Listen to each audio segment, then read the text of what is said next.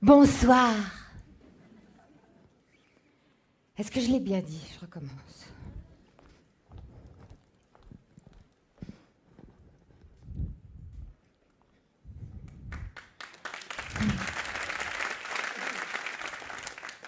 Bonsoir. Comment fait-on pour monter sur un plateau? On vient de voir 7 personnalités géniales qui ont inventé des choses extraordinaires qui peuvent changer nos vies. Comment prennent-ils ce courage de monter sur le plateau et comment peuvent-ils faire des progrès pour transmettre encore davantage ce qu'ils ont découvert?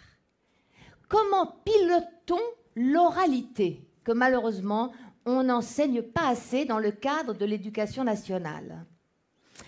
Alors, étant comédienne, comme on vous l'a dit depuis 14 ans, je vais tenter de vous donner quelques bases pour comprendre comment fonctionne l'oralité. Et éventuellement quelques exercices parce que, première certitude, ça se travaille.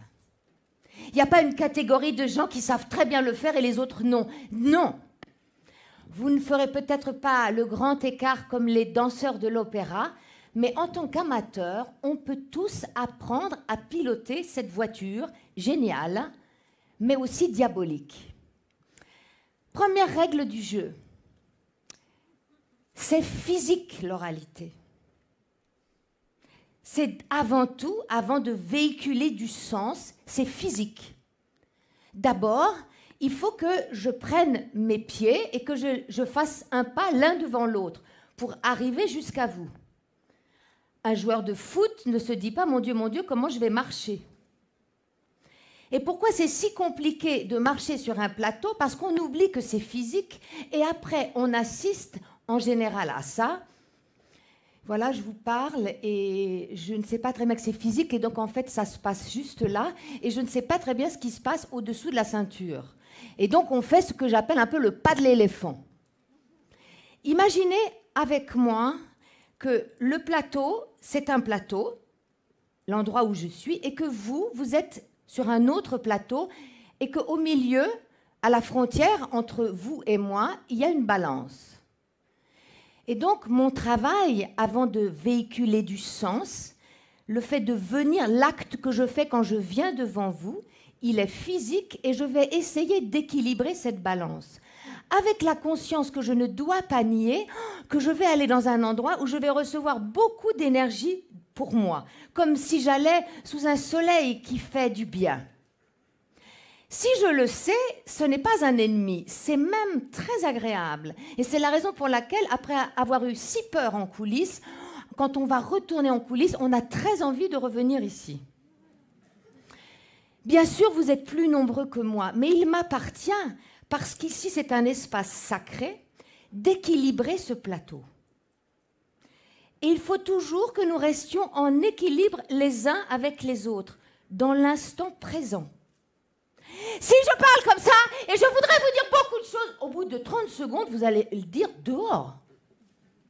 Mais de la même façon, si je m'oublie moi-même, si j'oublie mon corps, et c'est tout simple, si je parle comme ça, que je regarde que le prompteur et que j'essaie de dire des trucs, au bout d'un moment, tout le monde va s'endormir et moi-même, je m'absente de moi-même. Donc, avant de poser une parole entre vous et moi, je me dois physiquement de tenir cette balance. Et là commence la liberté. Je peux me balader d'un pied sur l'autre si je le veux, mais je le sais. Je le choisis. Et je pense que mon énergie, elle est juste en bas de mes pieds. Un tennisman, il a besoin d'être solide sur le sol pour pouvoir jouer. Et je vais jouer avec vous. C'est pour ça que je vous parle de l'idée de conduire un bolide. Et si je sens qu'à un moment donné, j'ai peur et que la peur m'envahit et que je vais perdre l'équilibre, alors j'ai des pieds pour m'accrocher sur le sol, comme font les chanteurs, pour trouver de l'énergie. Et quand je dis que c'est physique parce que la voix, encore une fois, avant de véhiculer du sens, c'est un acte physique. Il faut que mes abdominaux envoient de l'air qui passe dans mes cordes vocales. Et là, souvent, cet instrument qui est incroyablement intime et que je porte greffé à l'intérieur de moi-même et qui est même de mon immense intimité, je vous l'offre. Et cette voix peut me trahir. Si j'oublie que j'ai un corps et qu'au bout d'un moment, je ne suis que là, je vais dans mon émotion parler comme ça, éventuellement, je n'aurai plus de salive et puis je vais m'étouffer, j'aurai plus de silence et j'aurai plus rien et je ne sais pas ce que je dis et je voudrais juste ne pas être là. Essayez quand vous serez chez vous ce que j'appelle la voix de la nuit. Je ferme les yeux et je te dis, tu dors? Je t'aime. Oh, je sens bien que ces cordes vocales, elles descendent. Alors, je suis aidée par un micro. Mais c'est plus en bas. Et je sens bien dans mon ventre d'où vient ce son. Et ce son est mon ami parce qu'il est vrai, il ne me trahit pas. Il n'est pas dans l'émotion complètement submergé par les épaules qui étouffent le bas de mon corps. Et je sais très bien, si je pars avec mes pieds dans un marché, vendre des pommes de terre et dire 5 euros, 5 euros les... sans me casser la voix parce que je vais le chercher là. Comme je sais très bien, sans réfléchir, faire Jean-Pierre, faire avec ma voix la distance qui me sépare de Jean-Pierre. Et souvent, quand je rentre sur un plateau, alors je n'ose plus rien faire. Ça, c'est la première règle du jeu. Travailler avec son corps, sachant qu'on peut très bien mettre toute son énergie négative dans les jambes. Comme ça, les jambes, elles tiennent bien le sol. Et puis là-haut, je suis comme un roseau. Deuxième règle du jeu extrêmement importante, 3 secondes. En musique, on joue avec le silence. S'il n'y a pas de silence, il n'y a pas de musique. Et moi, si je pense toujours à ma balance, je vois ces 3 secondes qui sont les 3 secondes où nos regards changent quand on est dans une proximité totale, dans un ascenseur par exemple, et que nos regards se croisent. Tu vois? Et toi? Ces 3 secondes où on s'est connecté l'un à l'autre. Alors je vais l'exagérer, mais vous en ferez un exercice chez vous. Bonsoir. 1, 2, 3. Je suis contente d'être avec vous. 1, 2, 3. Je vais sauter en l'air. 1, 2, 3. Je donne de l'importance à chaque chose que je fais. Et surtout, je vous parle. Je ne viens pas tout seul dans une fausse paroi raconter mon intelligence. Je viens pour échanger avec vous. Autre problème, la mémoire. Hey, je suis venue avec mon corps, ok, j'ai attendu 3 secondes, ok, qu'est-ce que je dis? Et dans le qu'est-ce que je dis, on est en avance. Il y a un mensonge dans le mot acteur, acting, parce que être un acteur, ça n'est pas que faire, c'est aussi recevoir. C'est très important dans la vie de savoir recevoir. C'est plus difficile que de faire un cadeau. Alors, je repars avec notre équilibre, mes 2 plateaux et notre balance. Je vais chercher le boomerang. Je vous envoie une balle, je vous fais un petit cadeau et j'attends le retour du boomerang. Bouh, j'ai pas envie d'être là. Il est bon le boomerang. Et quoi qu'il arrive, il n'y a pas c'est bien ou ça n'est pas bien, c'est comme ça. Quand tu lances ton boomerang, tu pourrais dire je pourrais le lancer mieux, mais tu l'as lancé, il doit revenir. Je suis contente d'être là. Cadeau.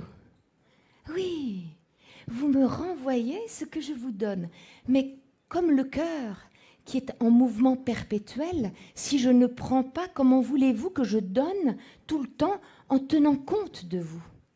Donc je vais donner mon intelligence, et au bout d'un moment, je ne fais appel qu'à votre intelligence, et on n'est pas là. Et c'est moins excitant. Toute énergie échangée est une énergie émotionnelle. Et pour la mémoire, si j'essaie de ne pas me mettre en avance et de ne pas me dire, mon Dieu, de céder à la panique, l'interdiction ne va pas m'aider. Donc je vais faire au contraire, au lieu de m'interdire quelque chose, je vais m'occuper à travailler pour ne pas céder à la panique. Et pour ce faire, j'ai 2 petits exercices à vous proposer. D'abord, je suis dans le vrai, je suis présente devant vous. Et contrairement à ce qu'on imagine, on a tous une imagination débordante, mais on ne l'accueille pas.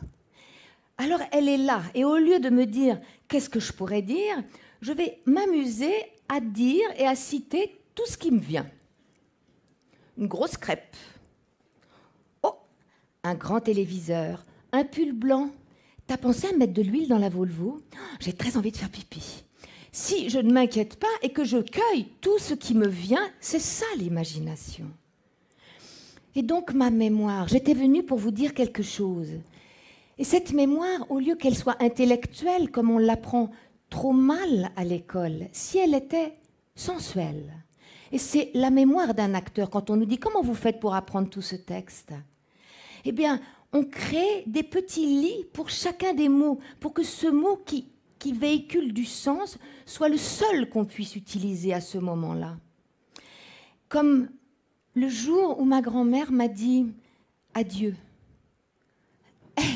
Toute ma vie, je me souviendrai comment elle m'a dit adieu, le son, le moment, le temps. Parce que c'est une mémoire affective. Eh bien, notre mémoire, elle doit être affective. Comme on pourrait dessiner un grand tableau ensemble, ou que j'aurais fait dans le secret de ma chambre. Ici, je vais marquer première chose. Là, vous voyez, j'ai dessiné une balance. Elle est extraordinaire. D'ailleurs, c'est un peu comme le signe du zodiaque. Vous la voyez là, la balance sur le mur ?